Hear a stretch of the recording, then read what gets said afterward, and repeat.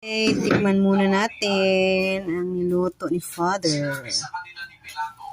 Sarap!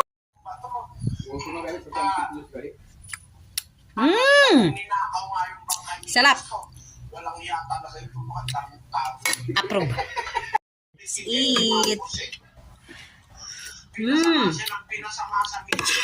Lahat ng patayan, ipinintang kay Marcos. Kaya napakasama lumalabas yung regime ni Marcos. Gulay is life. Yung mga matatanda, yung martial law, naku, mas maganda nun. Hindi ka natatakot maglakad. Walang maraming droga nun. Nung panahon na yun, kasi buhay na ako nun eh. Nangangaral na ako sa Pampanga nun eh. 1972.